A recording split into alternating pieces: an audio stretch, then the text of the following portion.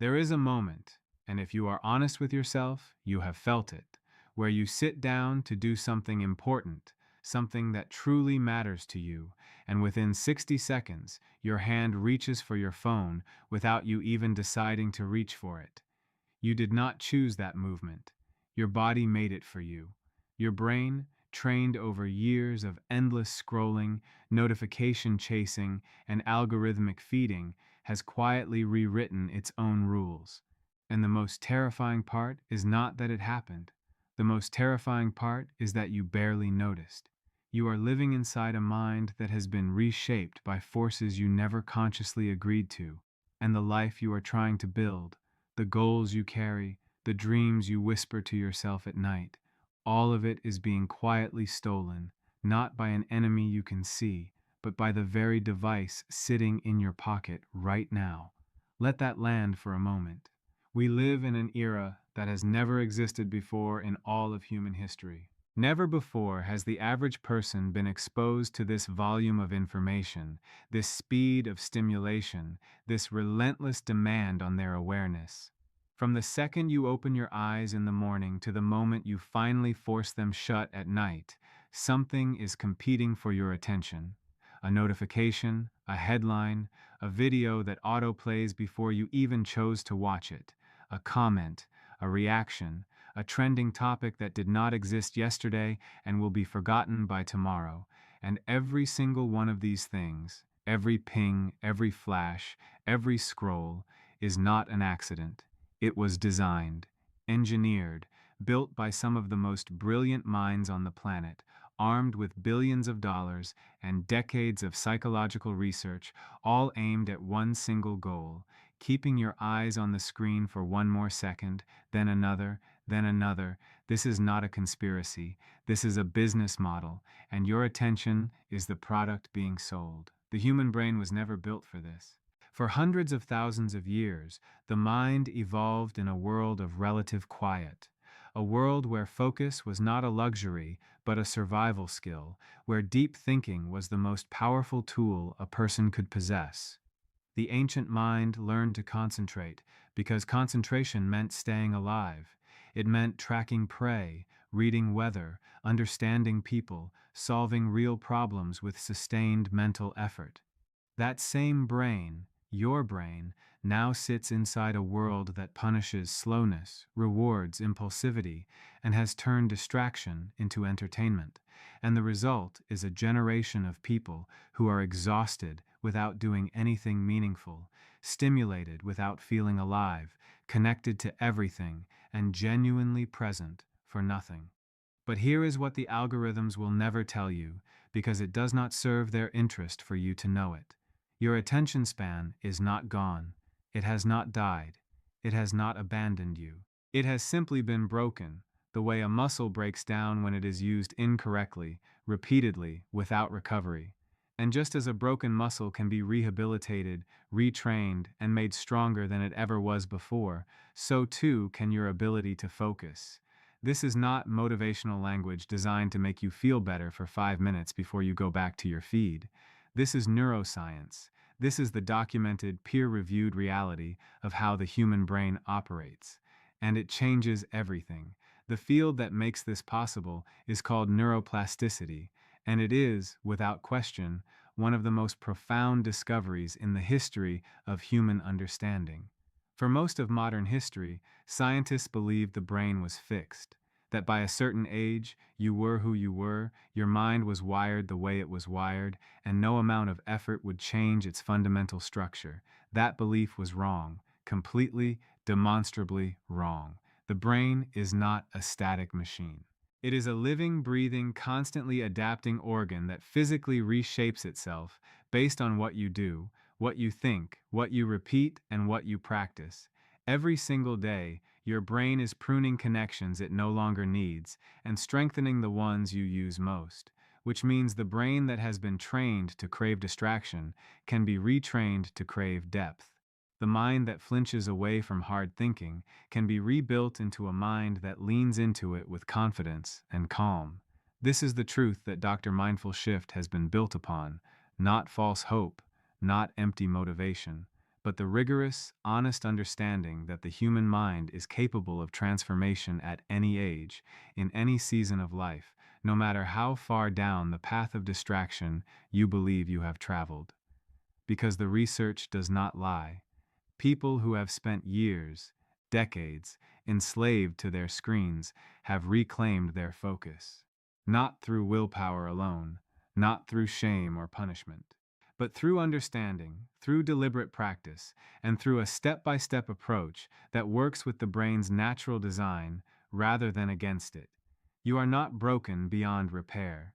You are broken in the way that anything valuable breaks when it has been misused and neglected, with a clear path back to wholeness if you are willing to take it seriously.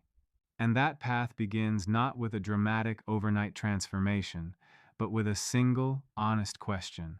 What would your life look like if you could actually think again? If you could sit with an idea long enough to truly explore it? If you could read without losing the thread every 30 seconds? If you could be in a conversation and actually be there, not half present, not mentally elsewhere, but genuinely, fully engaged with the person in front of you? That life is not a fantasy. It is on the other side of the work we are about to begin together.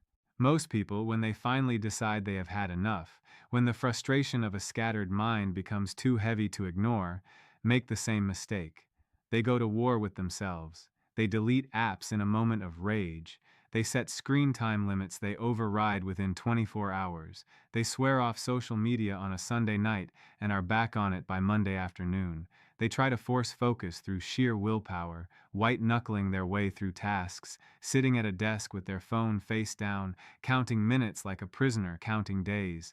And when it does not work, when the urge returns, when the mind wanders, when the old patterns reassert themselves with frightening ease, they conclude that something must be fundamentally wrong with them, that they are weak, that they lack discipline, that other people have something they simply do not possess, and so they give up, not loudly, not dramatically, but quietly, privately, in the way that people give up on things they were never taught how to fight for properly. Here is what they did not understand.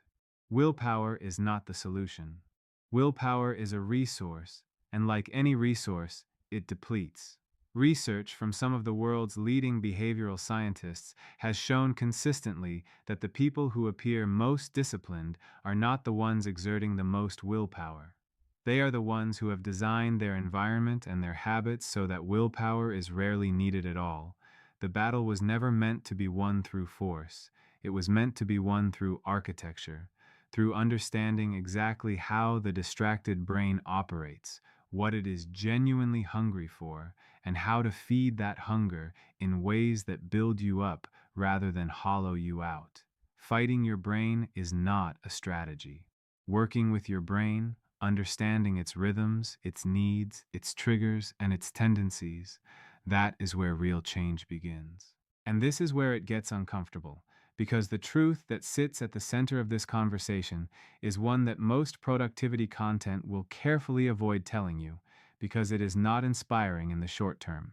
It is this: rebuilding your attention span is going to feel worse before it feels better. When you begin to withdraw from the constant stimulation your brain has grown dependent on, there will be a period, and this period is real, it is documented, it is neurologically predictable, where the silence feels unbearable, where sitting with a single task feels like punishment, where your mind will throw every distraction it can manufacture at you simply because it has forgotten how to be still. The restlessness you will feel in those early days is not a sign that you are failing. It is a sign that the process is working. It is the feeling of a brain beginning to remember what it was built to do. Think about what happens in the first days after a person stops consuming excessive sugar. The cravings are intense. The discomfort is real. The body, so accustomed to quick spikes and rapid crashes, protests loudly when the cycle is interrupted.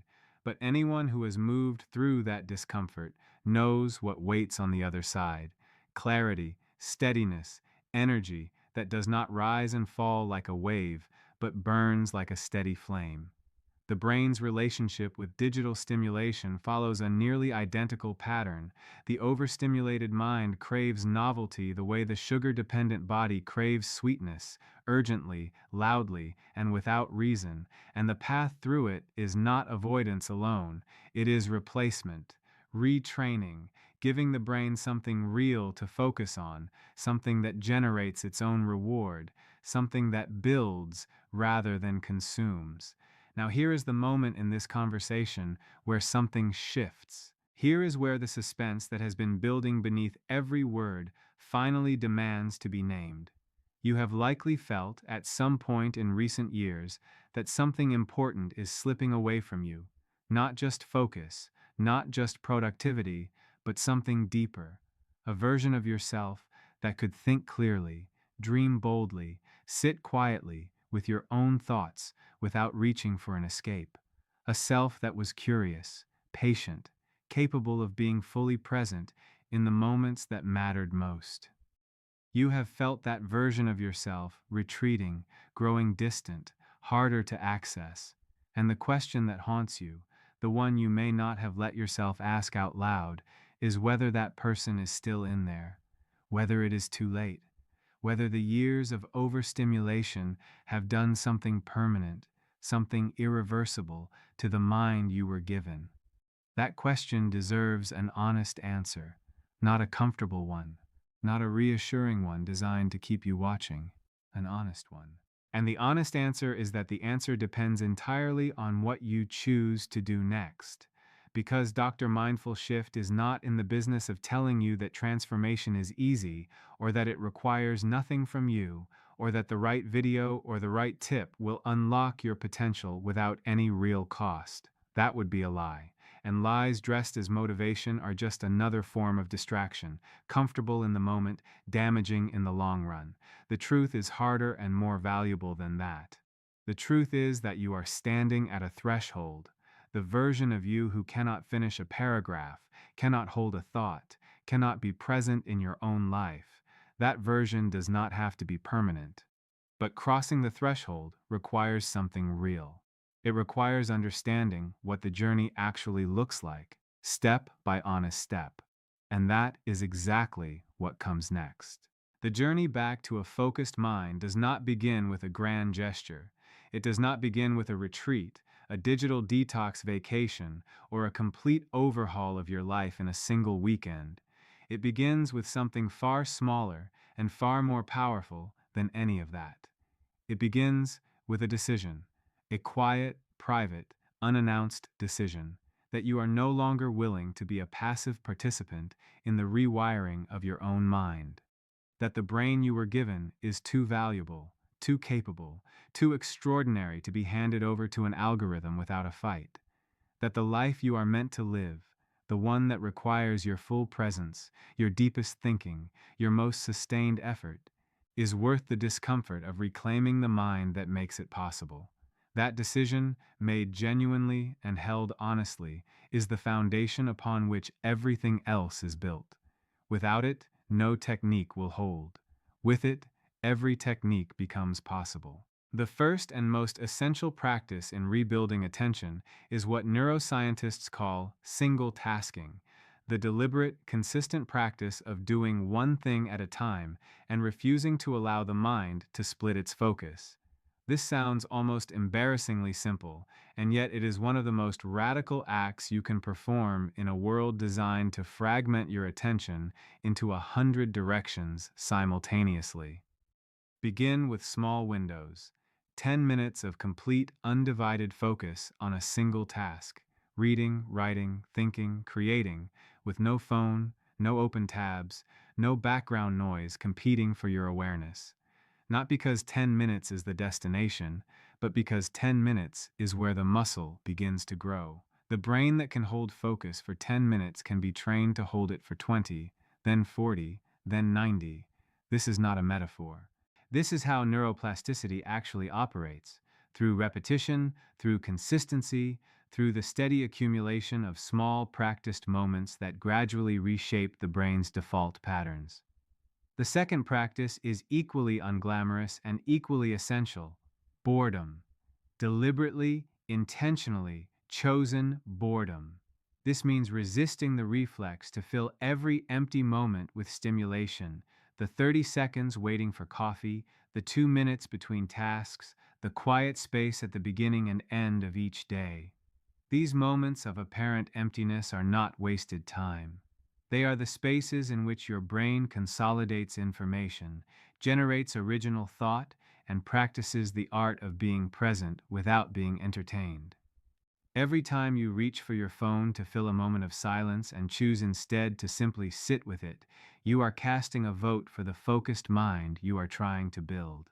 Every time you override that reflex, you are weakening a neural pathway that has been quietly running your life and strengthening a new one that puts you back in control.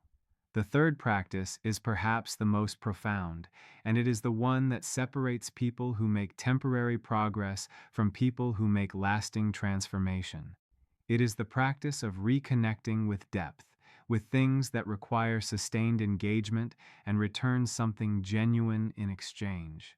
Reading books that demand your full attention, having conversations where you are truly listening rather than waiting to respond, spending time in nature without a screen between you and the world, pursuing a skill, a craft, a form of creation that grows slowly and rewards patience.